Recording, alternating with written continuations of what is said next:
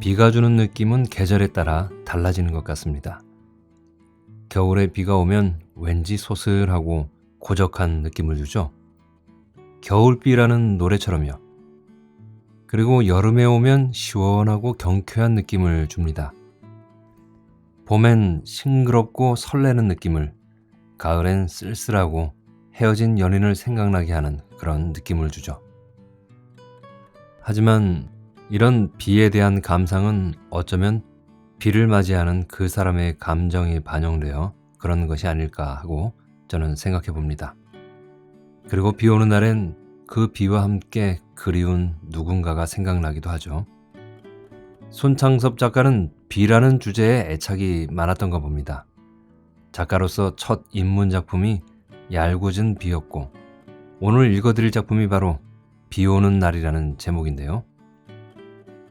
비 오는 날은 1950년대 전쟁이 끝난 후 피난지인 부산에서 주로 비 오는 날에 만났던 친구 동욱과 그 여동생 동옥에 대해 회상하는 주인공 원구의 이야기를 중심으로 하고 있습니다.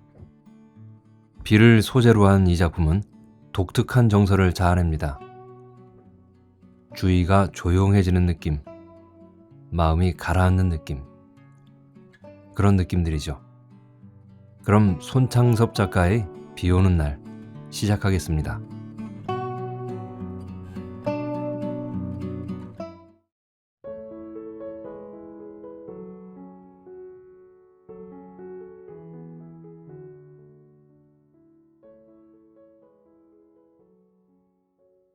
비 오는 날, 손창섭. 이렇게 비 내리는 날이면 원구의 마음은 감당할 수 없도록 무거워지는 것이었다. 그것은 동옥남매의 음산한 생활 풍경이 그의 뇌리를 영사막처럼 흘러가기 때문이었다. 빗소리를 들을 때마다 원구는 의례 동욱과 그의 여동생 동옥이 생각나는 것이었다. 그들의 어두운 방에 쓰러져가는 목조 건물이 비의 장막 저편에 우울하게 떠오르는 것이었다. 비록 맑은 날일지라도 동욱이 온이의 생활을 생각하면 원구의 귀에는 빗소리가 설레이고 그 마음 구석에는 빗물이 스며 흐르는 것 같았다. 원구의 머릿속에 떠오르는 동욱과 동옥은 그 모양으로 언제나 비에 접어있는 인생들이었다. 동욱의 거처를 왕방하기 전에 원구는 어느 날 거리에서 동욱을 만나 저녁을 같이 한 일이 있었다. 동욱은 밥보다도 먼저 술을 먹고 싶어 했다. 술을 마시는 동욱의 태도는 제법 애주가였다. 잔을 넘어 흘러내리는 한 방울도 아까워서 동욱은 혀끝으로 잔굽을 핥았다. 기독교 가정에서 성장했을 뿐 아니라 몇몇 교회에서 단연간 찬양대를 제도해온 동욱의 과거를 원구는 생각하며 요즘은 교회에 나가지 않느냐고 물어보았다. 동욱은 멋쩍게 싱긋 웃고 나서 이따만큼 한 번씩 나가노라고 하고 그런 때는 견딜 수 없는 절망감에 숨이 막힐 것 같은 날이라는 것이었다. 동욱은 소매와 깃이 너슬너슬한 양복 저고리에 교회에서 구제품으로 탄 것이라는 바둑판처럼 사방으로 검은 줄이 쭉쭉 간 회색 쯔봉을 입고 있었다. 무엇보다도 그의 구두가 아주 명물이었다. 개미 허리처럼 중간이 잘록한 데다가 코숭이만 주먹만큼 뭉툭 솟아오른 검정 단화를 신고 있었다. 그건 꼭 채플린이나 신음직한 괴이한 구두였기 때문에 잔을 주고받으면서도 원구는 몇 번이나 동욱의 발을 내려다보는 것이었다. 그동안 무얼 하며 지냈느냐는 원구의 물음에 동욱은 끼고 온 보자기를 끌고 스크랩북을 펴보이는 것이었다. 몇 장 벌컥벌컥 뒤는데 보니 서양 여자랑 아이들의 초상화가 드문드문 붙어 있었다. 그 견본을 가지고 미군 부대를 찾아다니며 초상화의 주문을 받는다는 것이었다. 대학에서 영문과를 전공한 것이 아주 헛일은 아니었다고 하며 동욱은 닝글닝글 웃었다. 동욱의 그 닝글닝글한 웃음을 원구는 이전부터 몹시 꺼렸다. 상대방을 조롱하는 것 같은, 그러면서도 자조적이요 어쩐지 친애감조차 느껴지는 그 닝글닝글한 웃음은 원구에게 어떤 운명적인 중압을 암시하여 감당할 수 없이 마음이 무거워지는 것이었다. 대체 그림은 누가 그리냐니까. 지금 여동생 동옥이와 둘이 지내는데 동옥은 어려서부터 그림을 좋아하더니 초상화를 곧잘 그린다는 것이다. 동옥이란 원구의 귀에도 익은 이름이었다. 소학교 시절에 동욱이네 집에 놀러가면 그때 대여섯 살밖에 안 되는 동욱이가 귀찮게 졸졸 따라다니던 기억이 새로웠다. 동욱은 그 당시 아이들 사이에 한창 유행되었던 중중 때때중 바람 메고 어디 가나를 부르고 다녔다. 그 사이 20년이라는 세월이 흐르고 보니 동욱의 모습은 전혀 기억도 남지 않았다. 동욱의 말에 의하면 지난번 일사후퇴 당시 데리고 왔는데 요새 와서는 짐스러워 후회할 때가 있다는 것이었다. 그의 남편은 못 넘어왔느냐니까. 뭘 입대 처년데 했다. 지금 몇 살인데 미혼이냐고 묻고 싶었지만 원구는 혼기가 지난 동욱이나 자기 자신도 아직 독신인 걸 생각하고 여자도 그럴 수가 있을 거라고 속으로 주걱거리며 그는 입을 다물었다. 동욱의 나이가 지금 26세가 아닐까 하고 원구는 지나간 세월과 자기 나이에 비추어서 속어림으로 따져보는 것이었다. 술에 취한 동욱은 다잡고 원구의 어깨를 한 손으로 투덕거리며 동욱이 년이 정말 가엾어. 암만 생각해도 그 총기며 인물이 아까워. 그런 말을 되풀이하는 것이었다. 그리고는 다시 잔을 비우고 나서 할 수 있나? 모두가 운명인걸. 하고 고개를 흔드는 것이었다. 동욱은 머리를 떨어뜨린 채 내가 자네람 주저없이 동욱이와 결혼할 테야. 암 장담하고 말고 혼잣말처럼 그렇게도 중얼거리는 것이었다. 종잡을 수 없는 동욱의 그런 말에 원구는 무슨 영문인지 모르면서 암 그럴 테지 하는 동욱의 손을 쥐어 흔드는 것이었다. 동욱은 음식점을 나와 헤어질 무렵에 두 손을 원구의 양 어깨에 얹고 자기는 꼭 목사가 되겠노라고 했다. 그것이 자기가 갈 길인 것 같다고 하며 이제 새 학기에는 신학교에 들어가겠다는 것이었다. 어깨가 축 늘어져서 걸어가는 동욱의 초라한 뒷모습을 바라보고 서서 원구는 또다시 동욱의 과거와 그 집안을 그려보며 목사가 되겠노라면서도 술을 사랑하는 동욱을 아껴줘야겠다고 생각하는 것이었다. 그 뒤 원구가 처음으로 동욱을 찾아간 것은 40일이나 계속된 긴 장마가 시작된 어느 날이었다. 동네 종점에서 전차를 내리자 동욱이가 쪽지에 그려준 약도를 몇 번이나 펴보며 찐득찐득 걷기 힘든 비탈길을 원구는 조심히 걸어 올라왔다. 비는 여전히 줄기차게 내리고 있었다.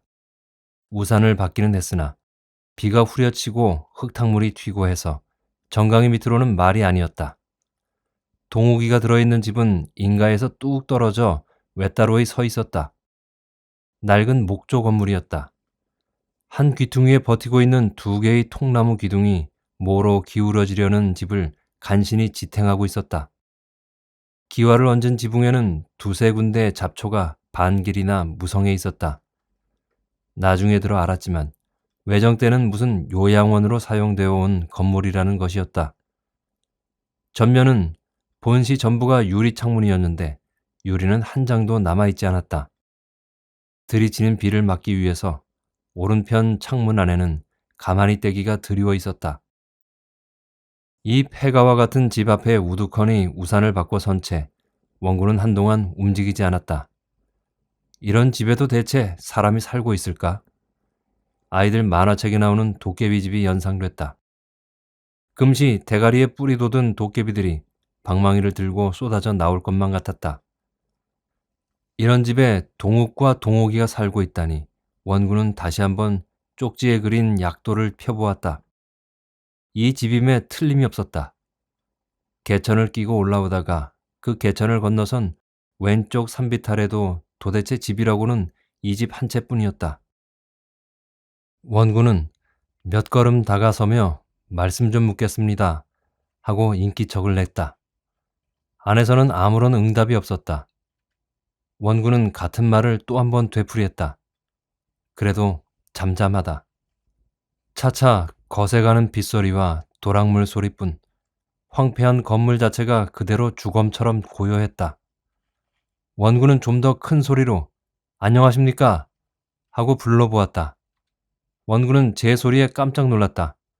목에 엉켰던 가래가 풀리며 탁 터져나오는 음성이 예상외로 컸던 탓인지 그것은 마치 무슨 비명처럼 들리었기 때문이다. 그러자 문 안에 친 거적 귀퉁이가 들썩하며 백지에 먹으로 그린 초상화 같은 여인의 얼굴이 나타난 것이다. 살결이 유달리 희고 눈썹이 남보다 검은 그 여인은 원구를 내다보며 좀처럼 입을 열지 않았다. 저게 동옥인가 보다고 속으로 생각하며 여기가 김동욱 군의 집이냐는 원구의 물음에 여인은 말없이 약간 고개를 끄덕여 보였을 뿐이다. 눈썹 하나 까딱하지 않는 그 태도는 거만해 보이는 것이었다. 동욱 군 어디 나갔습니까? 하고 재차 묻는 말에도 여인은 먼저처럼 고개만 끄덕했다. 그리고 나서 원구를 노려보는 듯하는 그 눈에는 까닭 모를 모멸과 일종의 반항적 태도까지 서려 있는 것이었다.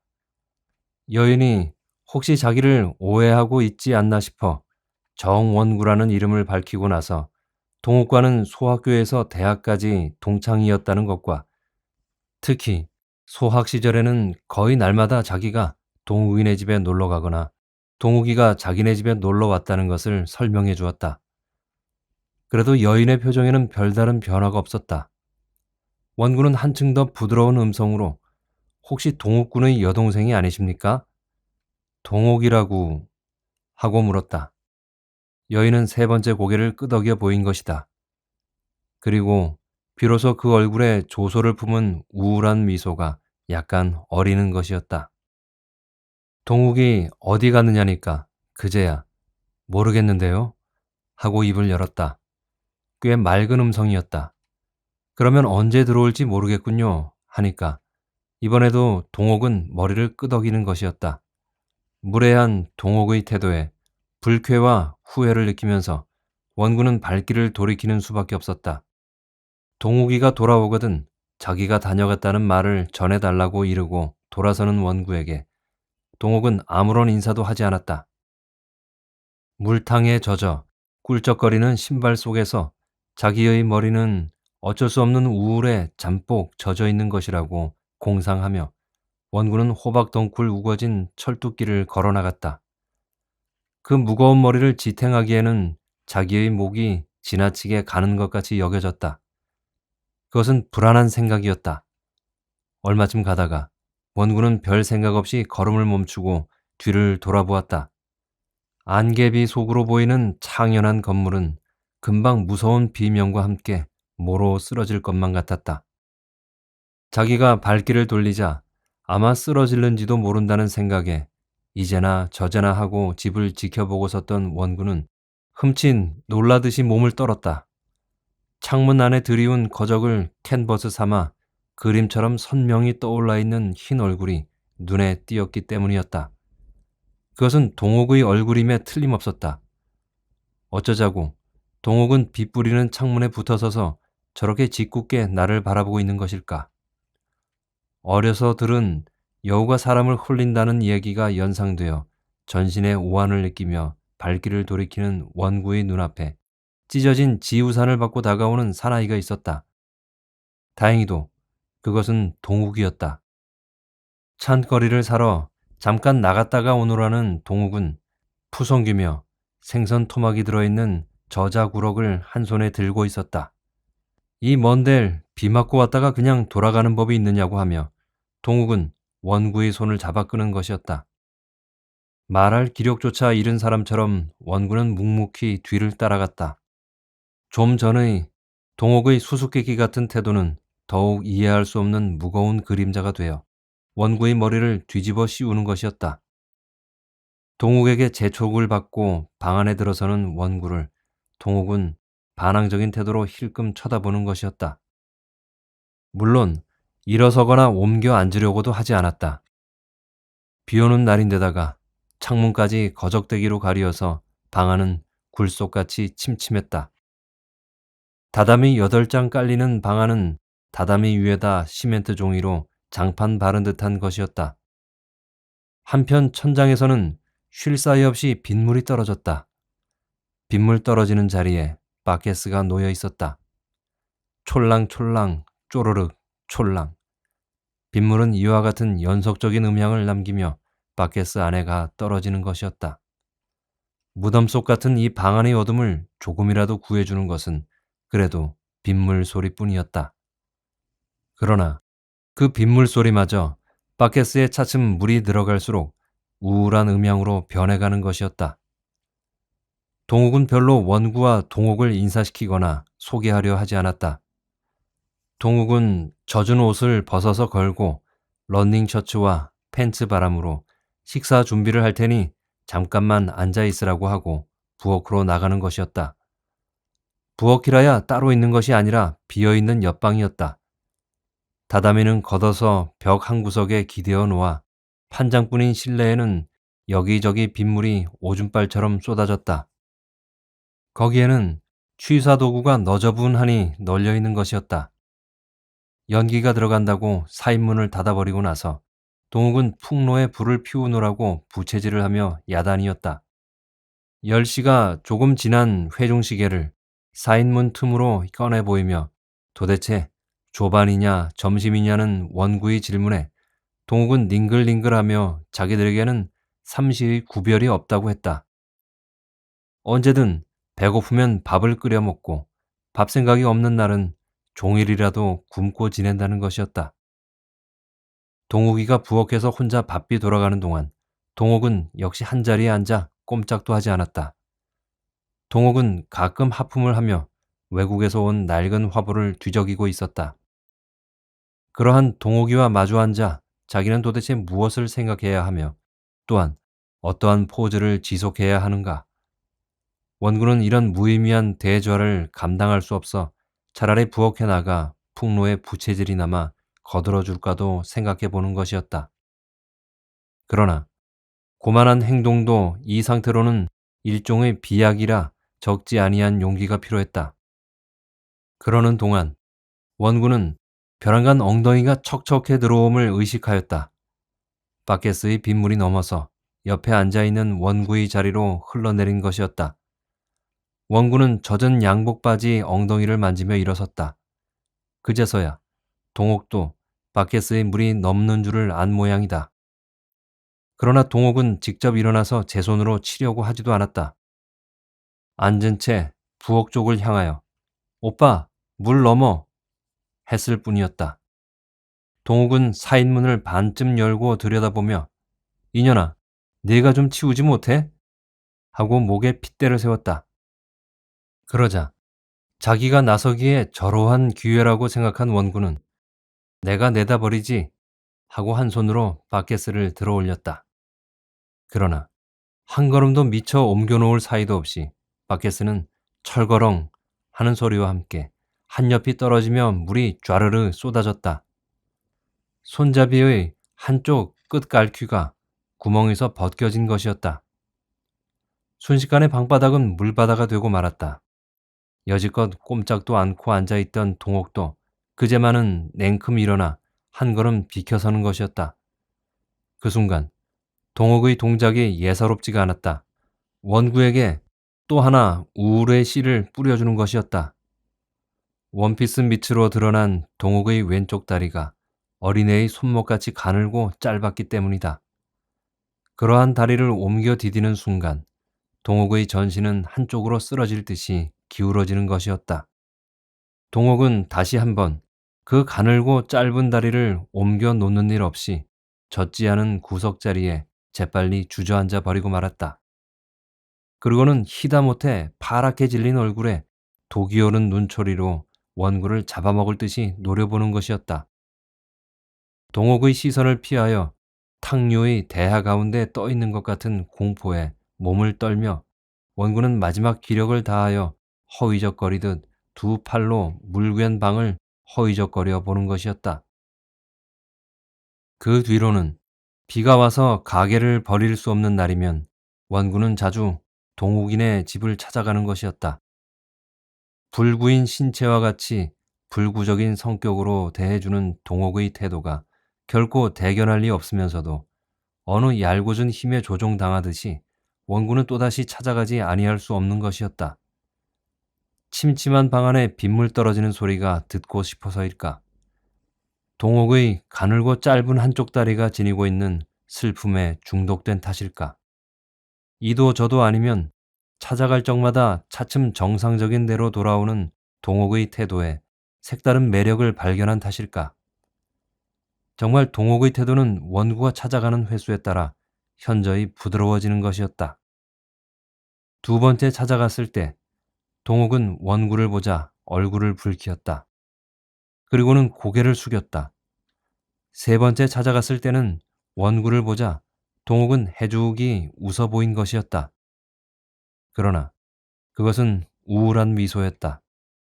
찾아갈 때마다 달라지는 동욱의 태도가 원구에게는 꽤 반가운 것이었다.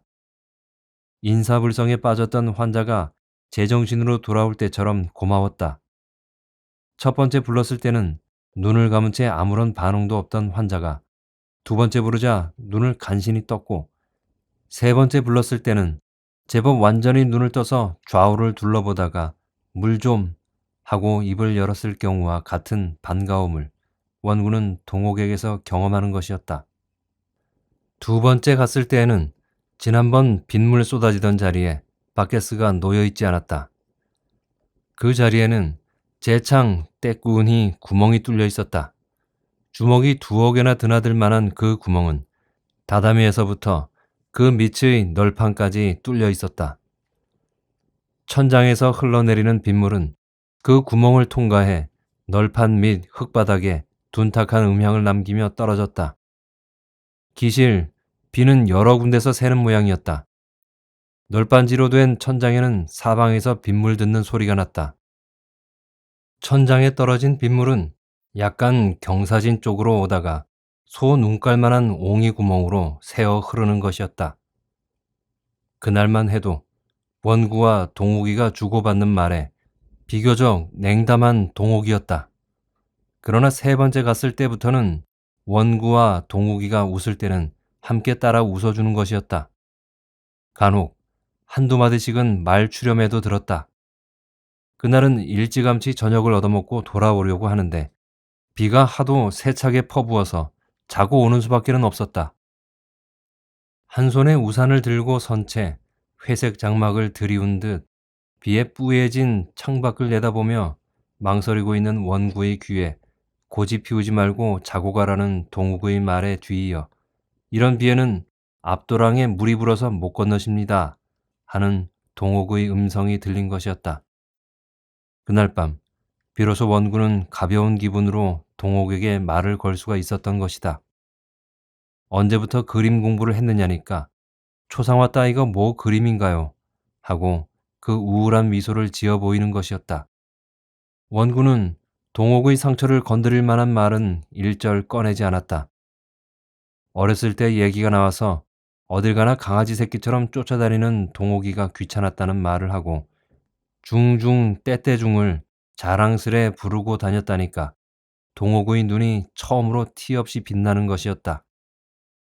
갑자기 동욱이가 중중 떼떼중 하고 부르기 시작하자 동욱도 가느다란 소리로 따라 부르는 것이었다.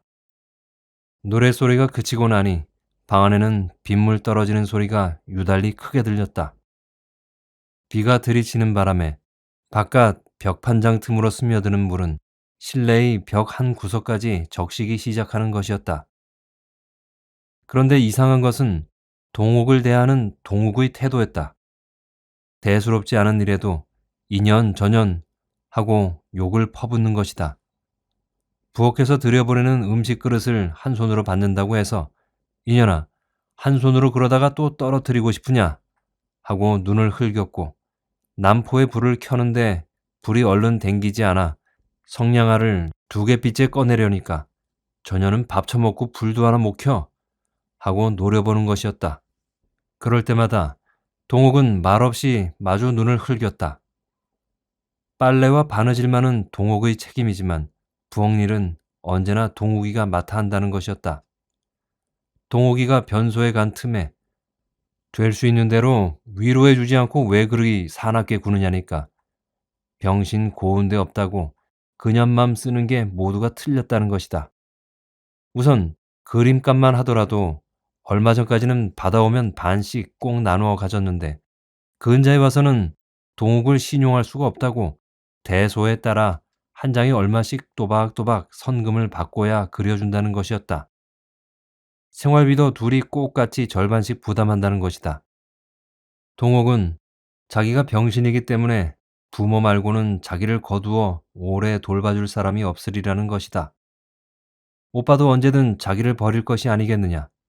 그렇기 때문에 자기는 자기대로 약간이라도 미천을 장만해 두어야 비참한 꼴을 면하지 않겠느냐고 한다는 것이었다. 그러한 동욱의 심중을 생각할 때 헤어져 있으면 몹시 측은하기도 하지만 이상하게 난만 대하면 왜 그런지 안 그러리라 하면서도 동욱은 다 자꾸 화가 치민다는 것이다. 동욱은 불을 끄고는 외로워서 잠을 이루지 못한다고 했다. 반대로 동욱은 불을 꺼야만 안심하고 잠을 들 수가 있다는 것이었다. 동욱은 어둠만이 유일한 휴식이노라 했다. 낮에는 아무리 가만하고 앉았거나 누워 뒹굴어도 걸레처럼 전신에 배어있는 피로가 가시지 않는다는 것이었다. 그러한 동욱은 심지를 낮추어서 아랑신하니 켜놓은 불빛에도 화를 내어 이년아 아주 꺼버리지 못해? 하고 소리를 질렀다. 동욱은 손을 내밀어 심지를 조금 더 낮추었다. 그리고 나서 누가 데려오랬나? 차라리 어머니하고 거기 있을걸. 괜히 왔지. 하고 쫑알대는 것이었다. 그러자 동욱은 벌떡 일어나며 이년 다시 한번 그 주둥이를 놀려봐라. 나도 너 같은 년 끌고 오고 싶지 않았다. 어머니가 하도 애원하시듯 다 버리고 가더라도 내년만은 데리고 가라고 하 조르기에 끌고 와 이 꼴이다. 하고 고를 내는 것이었다. 동욱은 말없이 저편으로 돌아 누웠다.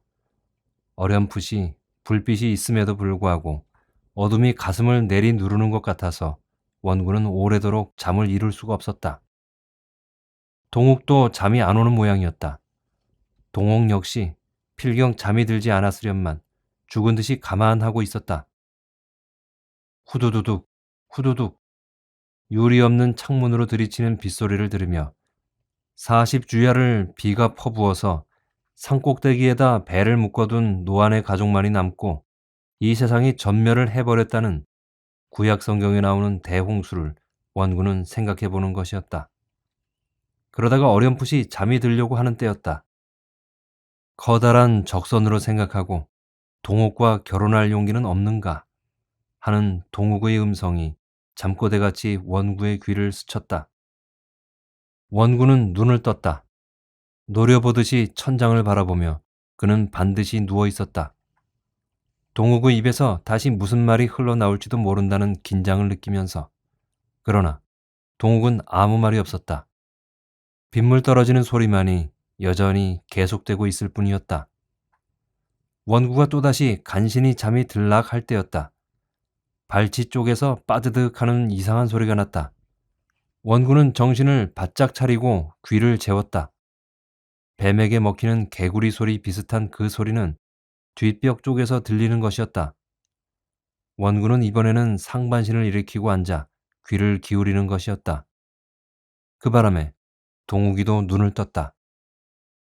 저게 무슨 소리냐고 한즉 뒷방의 계집애가 자면서 이가는 소리라는 것이었다. 이 뒷방에도 사람이 사느냐니까 육순이 넘은 노파가 12살 먹은 손녀를 데리고 산다고 했다. 그 노파가 바로 이 집 주인인데 전차 종점 나가는 길목에 학고방 가게를 내고 담배, 성냥, 과일, 사탕 같은 것들을 팔아서 근근히 생활해 가고 있다는 것이었다. 뒷집 소녀는 잠만 들면 반드시 일을 간다는 것이었다. 동욱도 처음 며칠 밤은 그 소리의 골치를 알았지만 요즘은 습관이 되어 괜찮느라고 했다. 이러한 방에서 빗물 떨어지는 소리와 이 가는 소리를 듣고 지나면 아무라도 신경 과민이 될 것이라고 생각하며 원군은 좀 전에 동욱이가 잠꼬대처럼 한 말의 의미를 되새겨보는 것이었다. 4, 5일 지나서였다. 오래간만에 비가 그치고 제법 날이 훤해져서 자파를 가득 버려놓은 리어카를 지키고 섰노라니까 다 저녁 때 원구의 어깨를 툭 치는 사람이 있었다. 동욱이었다. 그는 역시 소매와 깃이 다 처진 저고리와 검은 줄이 간 회색 즈봉을 입고 있었다. 옷이라고는 그것밖에 없는 모양이라 비에 젖은 것을 그냥 짜서 말리곤 해서 여기저기 구김살이 져 있었다. 그보다도 괴이한 채플린식의 검정 단화의 주먹 같은 코숭이가 말이 아니었다. 장화 대용으로 진창을 막 밟고 다녀서 온통 흙투성이었다. 이러한 동욱의 꼴에 원군은 이상하게 정이 갔다. 리어카를 주인집에 가져다 맡기고 와서 저녁을 같이 하자고 원군은 동욱의 손을 끌었다. 동욱은 밥보다도 술 생각이 더 간절하다고 했다. 두 가지 다 먹을 수 있는 집으로 원군은 동욱을 안내했다. 술이 몇 잔 들어가 얼그은해지자 동욱은 초상화 주문돌이를 폐업했노라고 했다. 요즘은 양키들도 아주 약아져서 까딱하면 돈을 잘리거나 농락당하기가 일수라는 것이다. 거기에다 패스 없는 사람의 출입을 각 부대가 엄중히 단속하기 때문에 전처럼 드나들 수가 없다는 것이었다. 며칠 전에는 돈 받으러 몰래 들어갔다가 순찰 장교에게 걸려서 하룻밤 몽키하우스의 신세를 지고 나왔다는 것이다. 더구나 요즘은 국민병 수첩까지 분실했으므로 마음 놓고 거리에 나와 다닐 수도 없다는 것이었다. 분실계를 내고 재교부 신청을 하라니까 그 때문에 동회로 파출소로 4, 5차나 쫓아다녀 봤지만 까다롭게만 굴고 잘 들어주지 않는다는 것이다. 까짓거 나중에는 산수갑산을 갈망정 내버려 둘 테라고 했다. 그래, 차라리 군에라도 들어가 버릴까 싶어 마침 통역장교를 모집하기에 그 원서를 타러 나왔던 길이노라고 했다. 어디 원서를 좀 구경하자니까 동욱은 능글능글 웃으며 수속이 하도 복잡하고 번거로워 아예 단념하고 말았다는 것이다. 동욱은 한동안 말이 없이 술잔을 빨고 앉았다가 가끔 찾아와서 동욱을 좀 위로해 주라는 것이었다. 세상 사람들이 모두 자기를 조소하고 멸시한다고만 생각하고 있는 동욱은 맑은 날일지라도 일절 바깥 출입을 않고 두더지처럼 방에만 처박혀 산다는 것이다. 그리고 모든 사람에게 반감을 품고 있다는 것이다. 그러한 동옥도 원구만은 자기를 업신여기지 않고 자연스레 대하여 준다고 해서 자주 찾아와 주기를 여간 기다리지 않는다고 했다. 초상화가 팔리지 않게 된 다음부터는 동욱은 초조와 불안 속에서 한층 더 자신의 고독을 주체하지 못해 쩔쩔맨다는 것이었다. 동욱은 그러한 동욱이가 측은해 못 견디겠노라고 했다. 언젠가처럼 내가 자네람 동욱이와 결혼할 테야. 암 하고 말고 동욱은 고개를 주걱거리는 것이었다. 술집을 나와 동욱은 이번에도 원구의 손을 꼭 쥐고 자기는 기어코 목사가 되겠노라고 했다. 동욱을 위해서나 자기 자신을 위해서나 그것만이 이 무거운 짐을 조금이라도 덜 수 있는 유일한 길인 것 같다는 것이었다. 그 뒤에 한 번은 딴 볼일로 동네까지 갔던 길에 동욱이네 집에 잠깐 들른 일이 있었다. 역시 그날도 장마는 구질구질 계속되고 있었다. 우산을 잡으며 마루에 올라서도 동욱만이 머리를 내밀고 맞아줄 뿐 동욱의 기척이 없었다. 방에 들어가 보니 동욱은 담요로 머리까지 푹 뒤집어 쓰고 죽은 사람처럼 누워 있었다. 이틀째나 저러고 자빠져 있다고 하며 동욱은 그 까닭을 설명했다. 동욱은 뒷방에 살고 있는 주인 노파에게 동욱이도 모르게 2만 환이나 빚을 주고 있었는데 노파는 이 집까지도 팔아먹고 귀신같이 도주해버렸다는 것이다. 어제 아침에 집을 산 사람이 갑자기 이사를 왔기 때문에 그 사실을 알았는데 이게 또한 어지간히 감대 사나운 자여서 당장 방을 비워내라고 위협하듯 한다는 것이다. 말을 마치고 난 동욱은 요 맹꽁이 같은 년아, 글쎄 이게 집이라고 믿고 돈을 줘? 하고 발길로 동욱의 옆구리를 걷어찼다. 이년아, 2만 환이면 구화로 얼만 줄 아니? 200만 환이야. 내 돈을 내가 떼었는데 오빠가 무슨 상관이냐고. 그래, 내가 없으면 내년에 굶어 죽지 않고 살 테냐? 너 같은 병신이 단 한 달을 동력으로 살아? 동욱은 다시 생각해도 악이 받치는 모양이었다. 원구를 위해 동욱은 초밥을 만든다고 분주히 부엌으로 들락날락했으나 원구는 초밥을 얻어먹자고 그러고 앉아 견딜 수는 없었다.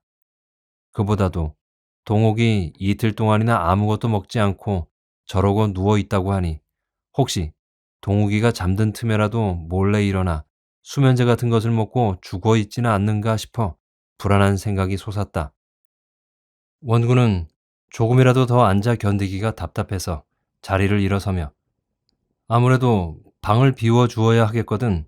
자기도 어디 구해보겠노라고 하니까 동욱이가 인가 많은 데를 싫어하기 때문에 이 근처에다 외딴 집을 구하는 수밖에 없다는 동욱의 대답이었다.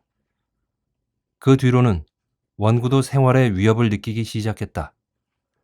한 달 가까이나 장마로 놀고 보니 자연 시원치 않은 장사 미천을 그럭저럭 축나게 된 것이다. 원구가 얻어있는 방도 지리한 비에 습기로 눅눅해졌다. 벗어놓은 옷가지며 이부자리에까지도 곰팡이가 끼었다. 그의 마음속까지 곰팡이가 스는 것 같았다. 이런 날, 이런 음산한 방에 처박혀 있자니 동욱과 동욱의 일이 자연 무겁고 우울하게 떠오르는 것이었다. 점심때가 되어서 원구는 퍼붓는 비를 무릅쓰고 집을 나섰다. 오늘은 동욱이와 마주 앉아 곰팡이 쓴 속을 씻어내리며 동욱이도 위로해 줘야겠다고 생각하고 원구는 술과 통조림을 사들고 찾아갔다. 낡은 목조 건물은 전과 마찬가지로 금방 쓰러질 듯 빗속에 서 있었다. 유리 없는 창문에는 거적도 그대로 드리워 있었다. 그러나 동욱이 하고 원구가 불렀을 때 곰처럼 마루로 기어 나오는 사나이는 동욱이가 아니었다. 이 집에 살던 젊은 남녀는 어디 갔느냐는 원구의 물음에 우락부락하게는 생겼으되 맺힌 데가 없이 어딘가 허술해 보이는 40 전후의 그 사나이는 아하, 당신이 정 뭐라는 사람이냐고 하고 대답 대신 혼자 머리를 끄덕끄덕 하는 것이었다. 원구가 재차 묻는 말에 사나이는 자기가 이 집 주인이누라 하고 나서 동욱은 외출한 채 소식 없이 돌아오지 않게 되었고 그 뒤 동욱 역시 어디로 가버렸는지 모르겠다는 것이었다.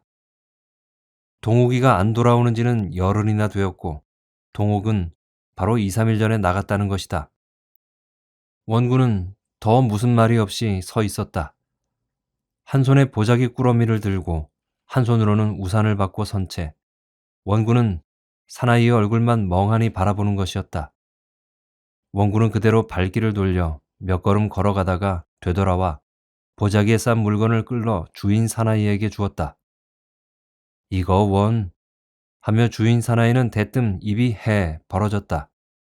그리고는 자기 여편네와 아이들이 장사 나갔기 때문에 점심 한 그릇 대접할 수는 없으나 좀 올라와 담배라도 피우고 가라고 권하는 것이었다. 무슨 재미로 쉬어 가겠느냐고 하며 원구가 돌아서려니까 주인은 잠깐만 하고 불러 세우고 나서 대단히 죄송하게 되었노라고 하며 사실은 동욱이가 정 누구라고 하는 분이 찾아오면 전해달라고 편지를 맡기고 갔는데 그만 간수를 잘못해서 아이들이 찢어 없앴다는 것이다. 그래도 아무 말 않고 멍청이 서 있는 원구를 주인 사나이는 무한한 눈길로 바라보며 동욱은 아마 10중 8구 군대에 끌려나갔을 거라고 하고 동욱은 아이들처럼 어머니를 부르며 가끔 밤중에 울기에 뭐라고 좀 나무랐더니 그 다음날 저녁에 어디론가 나가버렸다는 것이다. 죽지는 않았을까? 자살을 하든 굶어 죽든 하고 혼잣말처럼 중얼거리며 돌아서는 원구의 등에 대고 중요한 옷가지랑은 꾸려갖고 간 모양이니 자살을 할 의사는 없었음이 분명하고, 한편 병신이긴 하지만 얼굴이 고만큼 벤벤하고서야 어디가 몸을 판들 굶어 죽기야 하겠느냐고 주인 사나이는 짓거리는 것이었다. 얼굴이 고만큼 벤벤하고서야 어디가 몸을 판들 굶어 죽기야 하겠느냐는 말에 이상하게 원군은 정신이 펄쩍 들어 이놈, 내가 동옥을 팔아먹었구나 하고 대들듯한 격분을 마음속 한구석에 의식하면서도 천근의 무게로 내리 누르는 듯한 육체의 중량을 감당할 수 없이 그는 말없이 발길을 돌이키었다. 이놈, 네가 동옥을 팔아먹었구나 하는 흥분한 소리가 까마득히 먼 곳에서 자기를 향하고 날아오는 것 같은 착각에 오한을 느끼며 원군은 호박덩굴 우거진 밭둑길을 앓고 난 사람 모양 허적거리는 다리로 걸어 나가는 것이었다.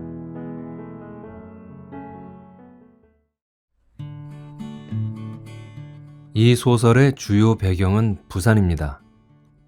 한국 전쟁 중에 전쟁을 피해 고향을 떠나온 사람들이 하나둘 모여서 살던 곳으로서 희망보다는 절망이 지배하는 어두운 삶을 살아가는 암울하고 슬픈 장소입니다.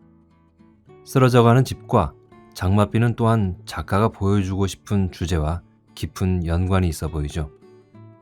추적추적 내리는 빗소리를 창문도 없는 방에서 듣고 있으면 저라도 마음이 깊은 우울감 속으로 빠질 것 같은데, 그런 속에서 사는 동옥 남매와 원군은 어떻게 견디며 살 수 있었을까요?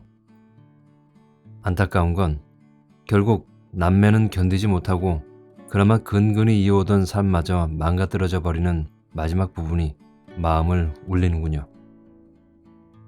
전쟁의 후유증으로 정말 고생하는 건 저 위쪽의 위정자들이 아닌 일개 국민들 뿐이라는 생각이 들어서 분노를 감출 수가 없었습니다. 이런 일이 다신 우리 땅에서 없기를 바랍니다. 지금까지 손창섭의 비오는 날을 읽어드렸습니다. 끝까지 함께 들어주셔서 감사하고요. 저는 다음 시간에 또 재미있는 작품으로 찾아뵙겠습니다. 다음에 또 뵐 때까지 건강하시고 행복하게 보내세요.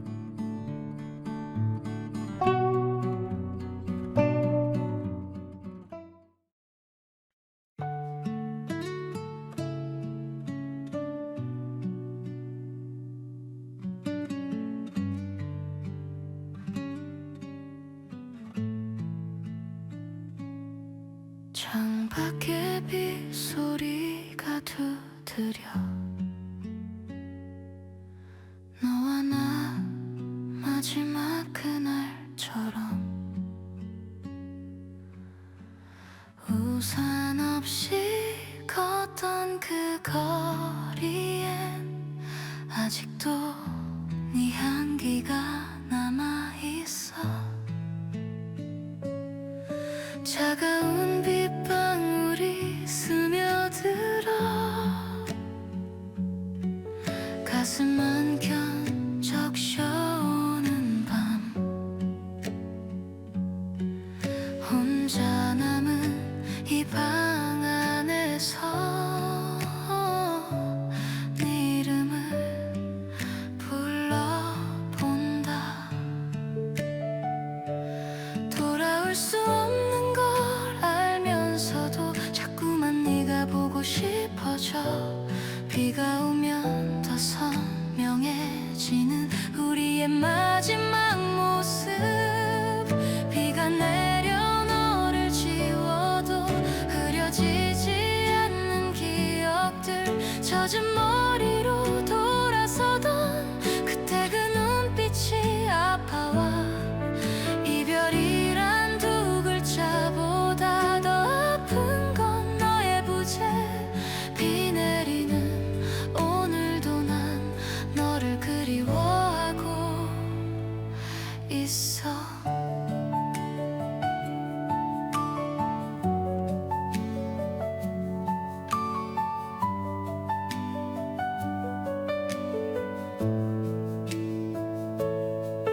함께 걷던 길 모퉁이마다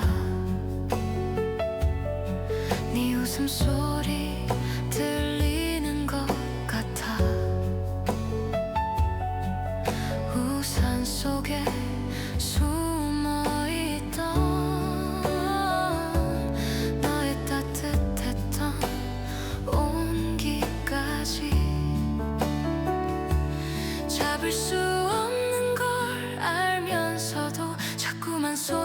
더 보게 돼 빗속에 더 선명해지는 너의 마지막 인사 비가 내려 너를 지워도 흐려지지 않는 기억들 젖은 머리로 돌아서던 그때 그 눈빛이 아파와 이별이란 두 글자보다 더 아픈 건 너의 부재 비 내리는 오늘도 난 너를 그리워하고 있어 시간이 약이 된다 했지만 더 깊어지는 그리움뿐 비겐 하늘 아래서도 난 여전히 네 안에 있어 비가 내려